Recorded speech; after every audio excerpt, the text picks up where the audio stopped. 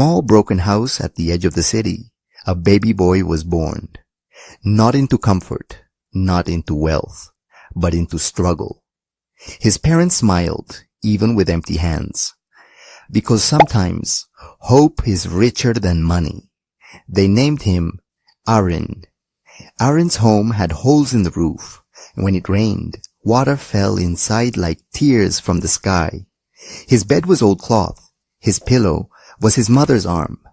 But every night she whispered, "Sleep, my son. One day you will change our lives." When Aaron grew older, he wanted to go to school, but school needs books, uniforms, and money. His father worked all day, carrying heavy loads, his hands full of pain.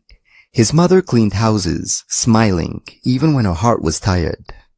One day his father came home with torn shoes, but in his hands was a small notebook. "For you, Aaron," he said. Aaron held it like treasure.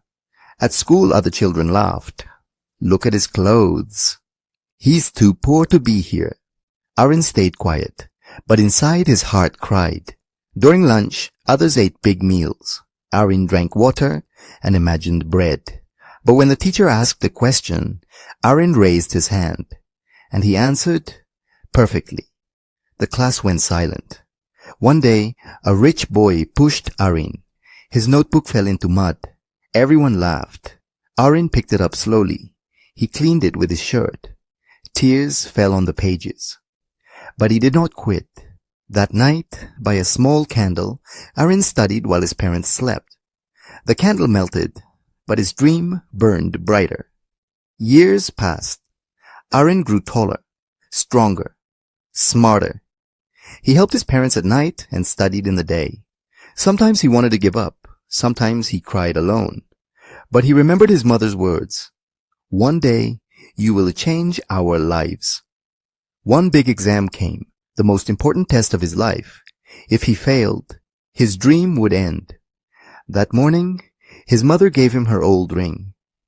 "Sell this if you need food," she said, "but don't sell your dream." Aaron held the ring and said, "I won't fail." The exam was hard, very hard. Others looked scared, but Aaron smiled, because every hard night, every tear, every hunger had trained him. When results came, the school was shocked. Aaron was number one.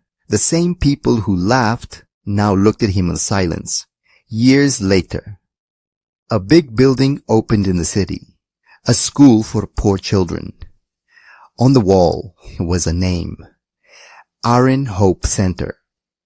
Aaron stood there wearing a suit. His parents stood beside him, tears in their eyes. Aaron said, "I was born poor, but I wasn't born weak. Dreams don't need money. They need courage.